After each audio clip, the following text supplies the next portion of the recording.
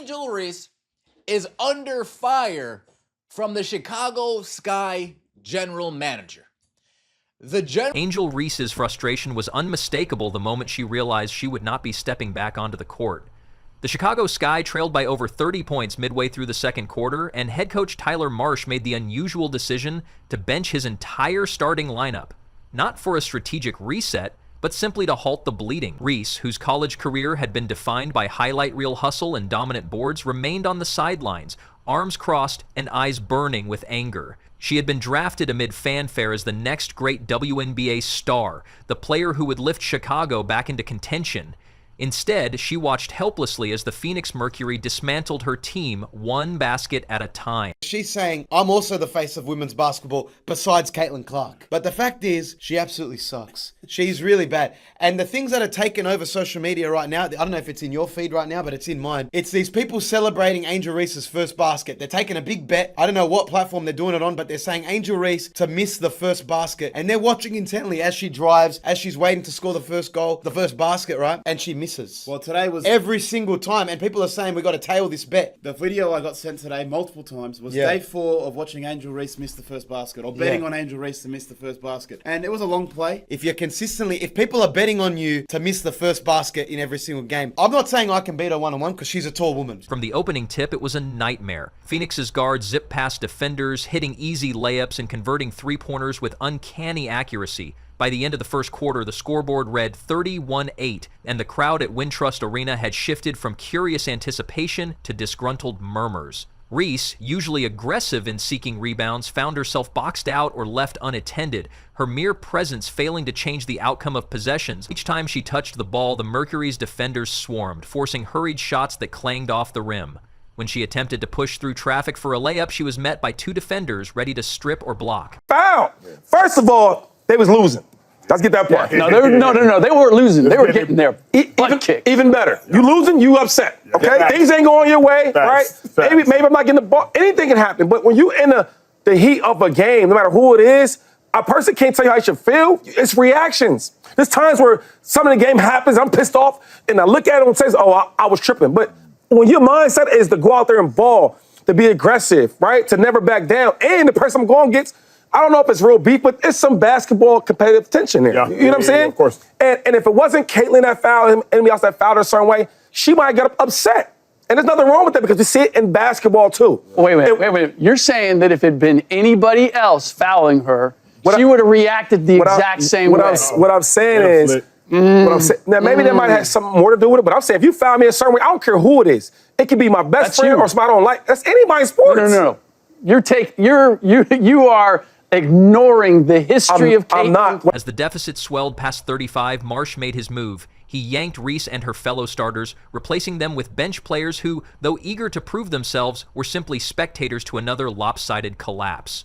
The decision was not part of a long-term developmental plan. It was an admission that the game was lost beyond repair. Reese's face tightened into a scowl as she trudged to the bench, refusing to acknowledge clapping teammates or offers of solidarity. The fans, sensing her rage, unleashed a mixture of boos and sympathetic "Angel" chants, a testament to her popularity, but also an indictment of her performance. I literally just said that. The reason why she's getting those rebounds because the defender is saying, ain't no way you gonna miss this. You're a professional basketball player.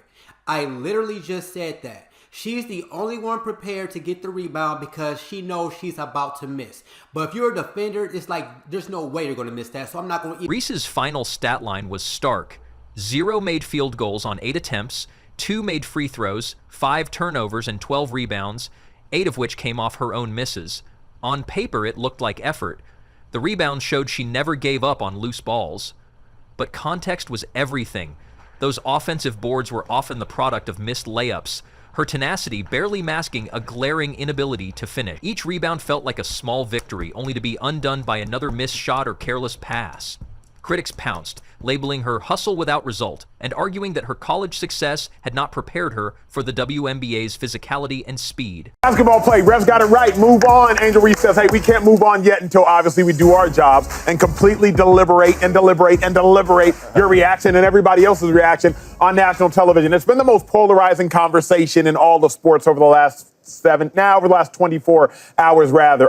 Angel Reese, many would suggest that she overreacted, but Slick, do you have an issue with Angel Reese's reaction to Caitlin Clark's flagrant foul? Yes, and I have an issue with the way she reacted. I have an issue with the way it's being handled by her, by the Chicago Sky, everybody involved. I have a problem with it being called a flagrant foul. It's a take foul. It's an understandable. First of all, like, can we give the whole picture? The only reason Angel gets the ball is because she shoves Aaliyah Boston in the back.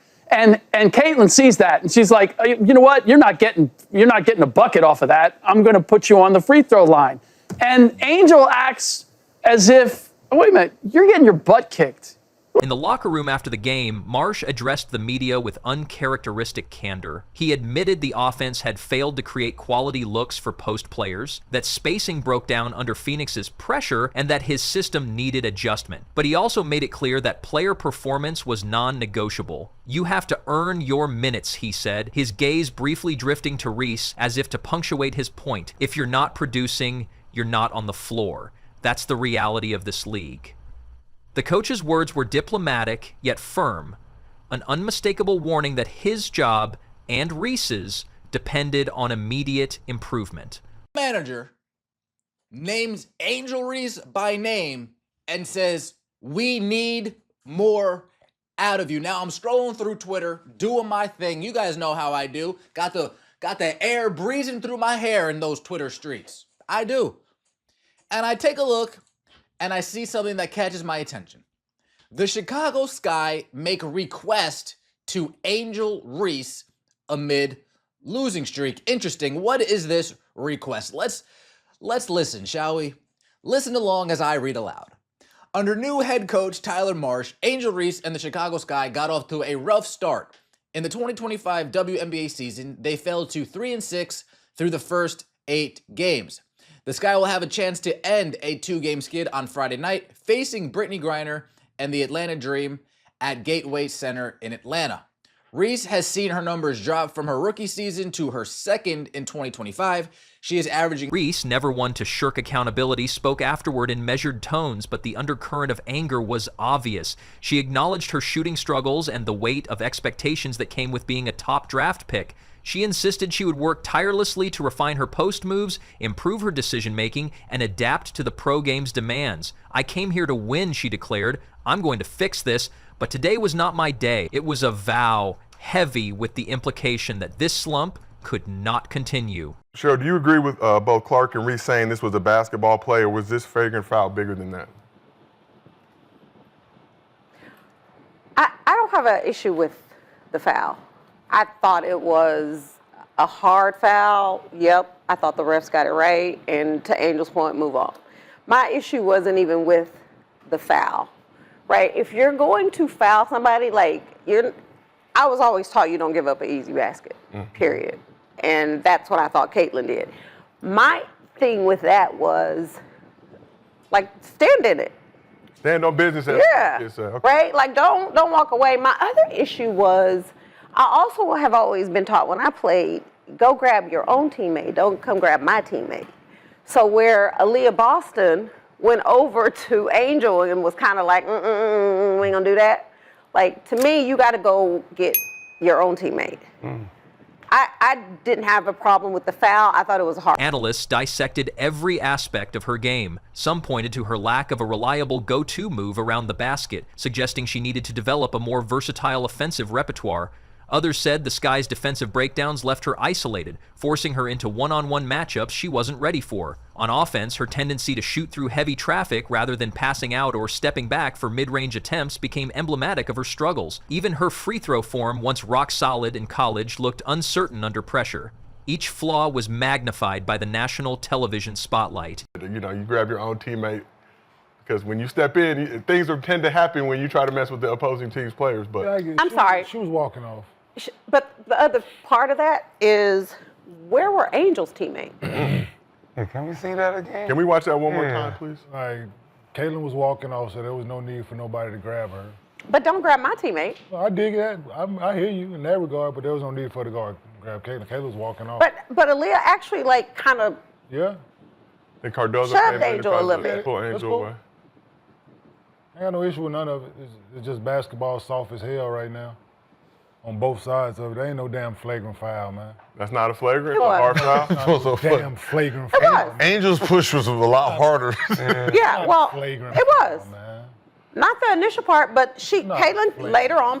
Social media erupted. Fans and critics alike churned out memes mocking every missed layup and careless turnover. Some wore t-shirts reading, "Reese's Pieces" with empty boxes, a cruel play on her name. Others defended her, reminding detractors that rookies and sophomores often face steep learning curves. They cited Caitlin Clark's early season shooting woes as evidence that adjustment periods were normal. But the defensive voices grew louder than the supportive ones, their collective judgment seemingly sealed by a single disastrous night. Inside the Sky's locker room, veteran players attempted to shield Reese from the storm. Camila Cardoso, who had managed 17 efficient points before also being benched in the second half, offered words of encouragement, reminding Reese of her strengths and her work ethic. Jontel Lavender, a seasoned WNBA champion, spoke privately about the importance of mental resilience. Yet even the kindest words could not erase the sting of public derision. The team's cohesion, already fragile, took another hit as rumors swirled about cracks between players and between players and coach. For Marsh, this moment posed a stark dilemma. He had been lauded for his creative offense and player development in previous seasons, but now faced accusations of failing to maximize his roster's talent. Could he adjust his schemes to better suit his personnel, or was he too wedded to a system that exposed his team's weaknesses? His promise to improve spacing and accelerate entry passes to post players was a start, but implementation would require buy-in from both players and staff. The front office, observing from afar, had to decide whether to back Marsh's long-term vision or make a change before the season slipped irretrievably. Reese's personal brand, carefully cultivated through social media and endorsement deals, became another point of contention. Critics asked whether her off-court activities, TikTok videos, fashion collaborations, were distractions from her on-court responsibilities. Reese defended her dual roles, arguing that visibility helped elevate the entire league and brought in new fans. Yet skepticism persisted. Could she truly balance influencer duties with the relentless grind of professional basketball? The answer, opponents said, would be revealed in her next performance. As the Sky prepared for their next game, the stakes felt higher than ever. Marsh vowed to implement strategic tweaks. More pick-and-roll sets to free Reese from congested lanes, quicker decision-making to catch defenders off balance, and defensive rotations designed to compensate for mismatches. Reese, for her part, spoke of extra hours in the gym, working on footwork drills and finishing moves with former WNBA greats. She even mentioned film sessions focused on reading defenses and improving court vision. But promises on the practice floor must translate into tangible results under the bright lights of game night. Chicago's next opponent loomed large, a test not only of strategy but of character. The Sky needed a statement, something to silence the doubters and restore confidence in both coach and star. For Reese, redemption meant more than filling up the stat sheet. It meant demonstrating leadership, resilience, and an ability to thrive under pressure. For Marsh, success depended on his capacity to adapt, blending his offensive philosophy with the skill sets of his roster. The narrative had shifted. This was no longer just basketball. It was a battle for reputations and futures. On the team bus that evening, the mood was somber. Players stared out the windows, lost in thought, headphones on as they replayed mistakes and rehearsed solutions. Reese sat quietly, reviewing her own mistakes on her phone, lips pressed in a firm line. Marsh, seated with his assistants, flipped through play diagrams, annotating adjustments in red pen. There was no casual chatter, no pre-game camaraderie, just the weight of collective disappointment and the urgency of a quick turnaround. The next morning, media outlets ran headlines questioning whether the Sky could recover, whether Reese could live up to her billing, and whether Marsh's seat had grown too hot to handle. But within the organization, the tone was different. Executives expressed confidence in their personnel, emphasizing the importance of patience and development. They pointed to previous seasons where young stars had stumbled early before blossoming into all-stars. They reminded fans that adversity often forges greatness. For Angel Reese, the road ahead remained uncertain, but not hopeless. She had faced criticism before, in college and in the spotlight of pre-draft scrutiny. She had responded with grit, improving her game and winning accolades. Now she confronted her toughest challenge yet: silence the naysayers on a professional stage, where every miss and turnover is magnified. She understood that the journey would not be linear, that setbacks were part of growth. But she also knew that the intensity of this backlash offered a unique opportunity to prove herself. And so, the Sky's season turned on a knife's edge. Redemption and collapse lay side by side, each waiting for the next buzzer. Fans would tune in, analysts would dissect every play, and social media would erupt at the slightest spark. For Reese and Marsh, this was more than a game, it was a crucible. Would they emerge stronger, their bond forged by shared adversity, or would the weight of expectations and the sting of failure pull them apart? In Chicago's basketball landscape, the answer would define not only a single season, but the legacies of a coach on the hot seat and a young star fighting to claim her place among the WNBA's elite.